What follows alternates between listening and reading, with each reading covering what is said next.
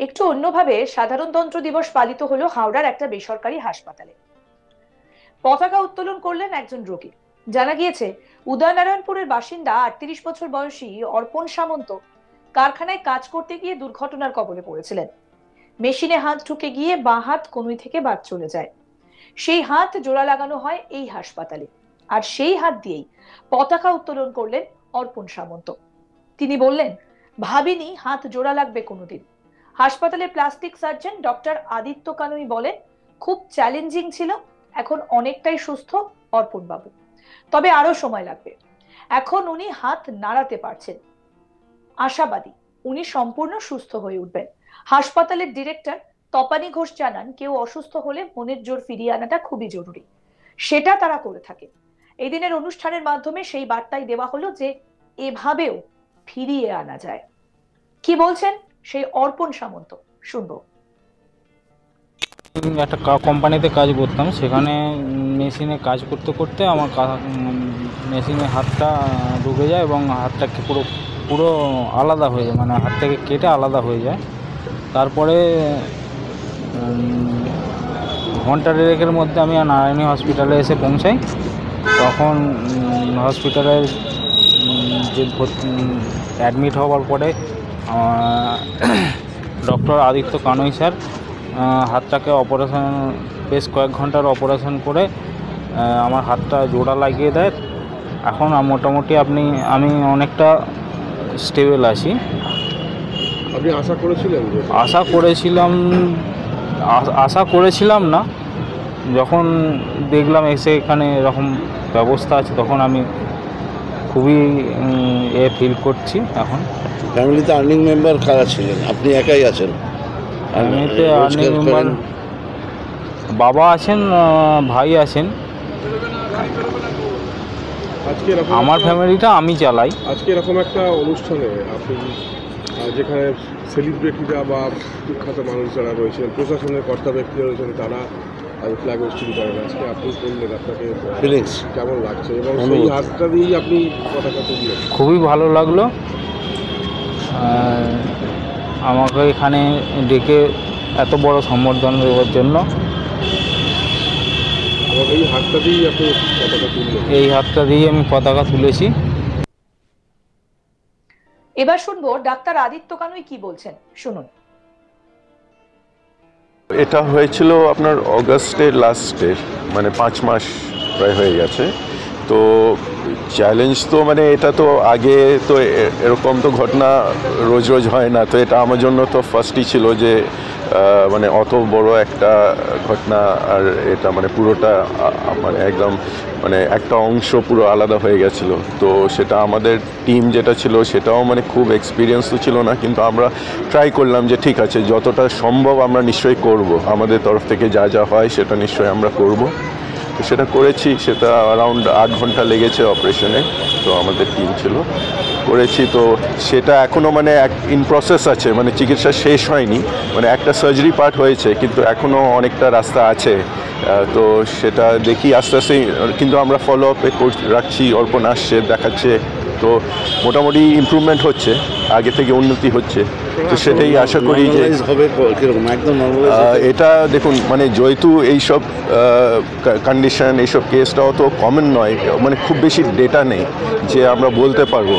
মানে এটা মনে করুন সারা পৃথিবীতে 15-20 কেস হয়েছে, তো বলাটা মুশকিল আছে যে কতটা। তাও আমরা আশা করছি যে 1 বছরে কিছুটা ইউজফুল ফাংশনটা চলে আসলে, উনি কিছু কাজটা করতে পারলে, তাহলে সেটাই আমাদের আশা। হাসপাতালের ডিরেক্টর তপানী ঘোষের কি বক্তব্য উঠে আসছে, শোনাবো। এই যে ডাক্তারবাবুরা যে টিমটা বা হসপিটালে করেন, তাদের মোটিভেশনটা কি? তাদের মোটিভেশন এরকম একটা, যদি দেখেন যে আমরা এই পেশেন্টটার জন্য 1 মাস যাবৎ কাজ করেছি, সেই পেশেন্টটা আজকে এসছেন, সেই পেশেন্টটা আজকে ফ্ল্যাগ হোস্টিংয়ে অংশগ্রহণ করছে, এতে আমাদের একটা মানসিক শান্তি হয় যে আমরা সোসাইটির কাছে আমরা এই পরিবারটা কিভাবে থাকতো আর আজকে কিভাবে আছে। ওনার মিসেসও এখানে উপস্থিত, মিসেসের মুখের হাসিটা আমরা সবসময় উপলব্ধি করি যে ওটার ভ্যালু হয় না, ওটা টাকা দিয়ে কিনতে পাওয়া যাবে না।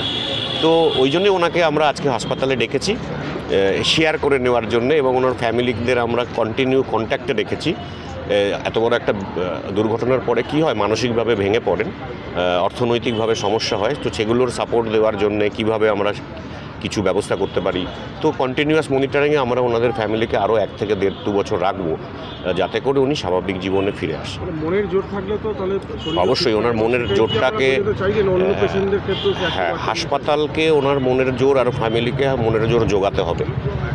যখন মানসিকভাবে একজন মানুষ ভাবে আমার হাত চলে গেছে, আমার কি আর রোজগার থাকবে, তো মানসিকভাবে ভেঙে পড়ে, সেই যাতে উনি না ভেঙে পড়েন সেটাও আমাদের কিন্তু একটা রিহ্যাবের পার্ট। তো সেই জন্যই ওনাকে বিভিন্ন আমরা এনগেজমেন্ট করি বিভিন্নভাবে হাসপাতালে। উনি আসছেন না কেন, কেমন আছেন, একদিন ঘুরে যান। তো আমরা ওনাকে মেন্টাল সাপোর্টটাও দিয়ে যাচ্ছি, যাতে এই সাকসেসটা পুরোপুরি আমরা উপলব্ধি করতে পারি। দেখুন, বার্তা তো উনি সামনে রয়েছে সবার, এবং বিভিন্নভাবে বিভিন্ন সময় সবাই দেখেছেন। তো বার্তা অবশ্যই পাবেন মানুষ, যে বড় অ্যাক্সিডেন্ট বা বড় বিপদ হয়ে গেলেও সেখান থেকে কিন্তু চিকিৎসা বিজ্ঞান আজকে অনেক উন্নত। সময় এবং নষ্ট না করে যদি পাশের কোনো ভালো হাসপাতালে গিয়ে চিকিৎসার ব্যবস্থা করা যায়, তাহলে এত বড় দুর্ঘটনার থেকেও মানুষ মুক্তি পেতেন। আমাদের প্রতিনিধি বৈদ্যনাথ ঝা কি প্রতিবেদন তুলে ধরেছেন শোনাবো এবার।